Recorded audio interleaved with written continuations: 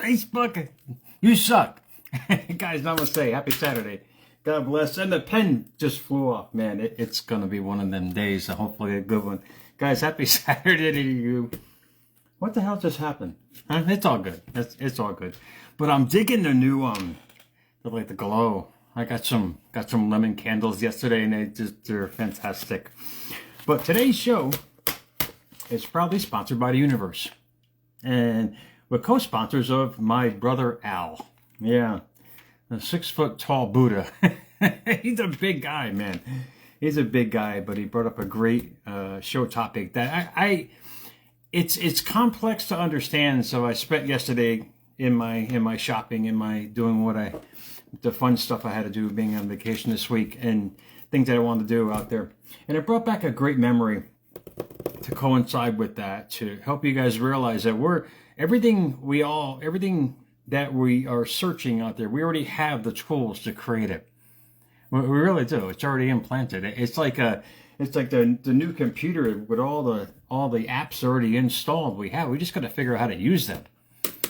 And as I was going out yesterday, with fall coming in now, it's really cool. And the rain, for most people, it's depressing. No, to me, I'm like, no, I'm sniffing this shit. I'm like, wow, this is awesome. And it brought up a memory that wasn't so awesome. I was suffering from post-traumatic stupid syndrome for many moons at the 12 by 12. And I remember on one night there, I'll give you guys a visual. They had a little office because that was the only place back then, 12 years ago, that you can get Wi-Fi. And I used to lug my laptop there every day, job searching and trying to figure out who this molecule of atoms was, man. I had lost everything, but I couldn't figure out why I was losing everything. And as I was typing along one night, I remember the smell distinctively. That's what came to me yesterday. I was typing along, looking for work in this semi-Wi-Fi, unheated, freezing room that they call the lobby. And thank you, Shah, for allowing me to stay there all those years. Literally, I couldn't even pay my rent for like a year. He let me stay there. And I paid them all back. I paid everybody back. I paid it all back. But the point being, it was a September, October night, I recall distinctively. And I'm sitting there, I'm looking for work, and I hear footsteps running up to the door. I said, Jer, they're taking your car. I'm like, what do you mean taking my car? I look up from a laptop, and there's a tow truck taking my last resource basically to the outside world and my girls and whatever was looking for work. I just lost the job. I was let go. I didn't really want it anyway, but I had nothing now. I literally had my feet. That was the start of my how should we say, transformation back to the caveman days, literally. That was the Jer that literally lost the last thing. That was at the last straw. They had pulled all the straws, lost everything, work, this, dignity, now access to my kids. I mean, literally to see them. And what do you think that would do to a person? I mean, literally, it just like, the life punches were coming. But I had to realize that I was punching myself.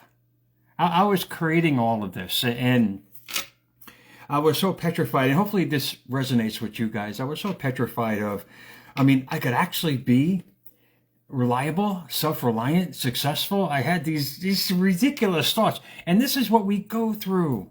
The problem is we keep thinking about it, and we activate this application that we already have in our system.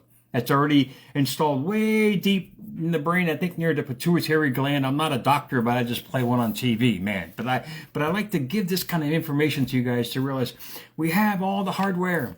We have all the hardware. We have all the applications in place. We just got to click on the right button, man. And we got to understand how powerful we really are. But out of the quote box today, this is powerful because Paulo Coelho said it perfectly. And this is what I had to adapt in my life. And it's a process. Transformation is a process. It's a process of you allowing this. If you're brave enough to say goodbye, life will reward you with a new hello. And Coelho said it perfectly. But the thing is, you got to realize, are you brave enough to let go of the old thought patterns, which is one of the words that not in the quote box today, but it's in there. to help you guys understand, and another powerful word to go along with that, which my brother Al presented to me yesterday. Brother Buddha, God bless you, man. You're awesome. But at the same time, what Paulo was saying, if you're brave enough to think differently, life will bring to you differently. And that's when that's what hit me literally after like a year after that happened. I literally was living on pennies, donuts, ramen noodles, and walking the highway looking for work and whatever I can do in life. Who the hell is going to hire somebody with an attitude that has been through something like that? Nobody. So it's imperative that you start giving off a better energy, because people are going to feed off that. Even though I had all this experience in all these areas, literally, of life, I couldn't even find a job, man. It just, you start resonating that losership. You gain the academic achievement award of being the biggest loser, per se. And when you understand that, when you start realizing that you're causing all of this, by your focus, by what you're focusing on every day, the application that's already installed in you, that's just bringing you what you're sending out every single day.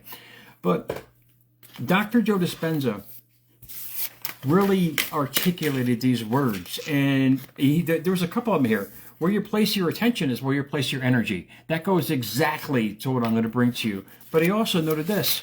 This is the epiphany that we all have to come to understand when we're hitting the wall, per se, and we keep banging our heads against the wall trying to figure out why life is bringing us these situations, when we realize we're bringing the situations by our thought patterns, our feelings, our actions, our emotions, and all these things all wrapped up into one little happy little fuzzball that we keep rolling out every day, our spiritual blueprint. The climate change thing, people are preaching, don't use this, but they're flying around all day long. Yeah, that's an ecological blueprint. We have a spiritual blueprint. And whatever thought we keep resonating every day and we keep thinking about, we keep feeling, we're going to keep attracting that every day. And it's a beautiful way of living because you have the choice, but you have to get to this point. And Dr. Joe Dispenza goes on to say, when you choose something new, it's because we finally realize that continuing to choose the same thoughts, same feelings, same habits, same emotional reactions will only bring more of the same. That's called an epiphany. And a lot of us have to hit a lot of walls to understand that it's our fault. And it's okay, because you can laugh at I can laugh at myself now. And I can laugh at myself of all the situations that I've been through, because when you understand why you got there, it really is kind of funny. It's like, what were you thinking back then, Meatball? What were you actually thinking about back then? And when you start learning how to use this application, as my brother Al, kudos to you, Big Brother Buddha, mentioned yesterday, goes, bring it to a show topic. I said, all right, I'll bring it to a show topic. It's called the Reticular Activating System, RAS, and with the acronyms on that. And this is that pre-installed hardware. I'm going to give you guys a really simple lesson in how I was using it, and how you guys use it every single day. You literally, how many of you have lost your keys? Every single friggin' one of you guys have lost your keys, or something that you need, right now. Snippy snappy, you're late and you got to go somewhere, but they're right in front of you. But yet you're looking all around at where your keys are not, when literally they're right in front of you. Why? Because you're focusing on the other side. You're focusing on what you don't want in life. And this system is truly amazing, because it's your, how should we say, your focus buddy. It's your innermost focus buddy. It's a system of nerves and neurons and protons and all these things all wrapped up into one near your pituitary gland. I'm not quite sure precisely where it is, but it's your emotional guidance system. And all you do is keep feeding it with what you want to bring in life, and it's going to create, one of the words not in the quote today, but it's going to create what they call synchronicities. And synchronicities is the occurrence of meaningful coincidences, hence miracles, and situations that you keep focusing on that are something starting to pop up in your 3D reality. It sounds mystical, but yeah, it is, Meatball. But it's a life that we are. And what I kept doing and using my reticular activating system back then was focusing on, even though there was opportunities everywhere, I kept focusing on losing everything because I became accustomed to it. And I was afraid to step beyond that. And what I kept doing, I kept creating more of losing events in my life. Losing jobs, losing money, losing rents that I couldn't pay, losing my car, losing access to my girls, which I was petrified of losing, because during that process of transformation and distancing myself from that other half that we were going through, I just kept creating more of it. I said, wait, why don't I just flip the coin and start resonating a different kind of energy? And the reticular activation system opens up the door to the opportunities that you want to find in your life. And what do? You keep focusing on them. You keep thinking about them. This is the beauty. This is why it should make you friggin' smile. This is the reason why there is light at the end of the tunnel, but you got to hold that torch, bitch, as you're walking through it. You are the light. You are the eternal divine light of your own destiny by how you use the tools that we've all been gifted with. Does that make sense? I mean, how many of you have lost your keys and they're right in front of you? The problem is you're focusing on everything else in the world except actually trying to get your keys. But they're sitting right there, meatball. That's what I'm talking about. You have the opportunities right in front of you, which is your thoughts and your feelings and the outside world. I had hundreds of businesses around me when I was in the 12 by 12. There, I had access to. But I just thought I was stuck in this little 12 by 12 and the world was a bad place. So the majority of you, I get it. And we call that being stuck. You feel like you're being stuck. And I get it. I felt stuck. And I did this. I went through this for years. But Socrates said it best. And I love this. And I'll let you guys go. And hopefully it'll help you guys understand that one of the words on the quote box is called pattern. When you create a thought pattern, you create a life pattern. That's your spiritual blueprint. Pattern is something designed or used as a model for making things. And I use that noun version from like a dressmaker. She has a certain pattern that she follows and creates exactly the same thing every single time. We do that with our thoughts. We use our reticulating activating system of thought patterns to create only the same thing around us. So if you're trying to get out of something, but you're in that same dressmaking thought pattern of every way, the same way, every day, you can only create every day the same way, every day. And so you realize you keep banging your head against the wall and understanding that you are better than this. But I'll leave you with this from Socrates. He said, the courageous person is one who knows when to stand up for what is right. Indeed, he might be talking about logistics or war or whatever it might be, or some bravo kind of beat the man thing. But no, I'm just telling you right now, the courage person, the one who knows when to stand up for what is right for himself or herself.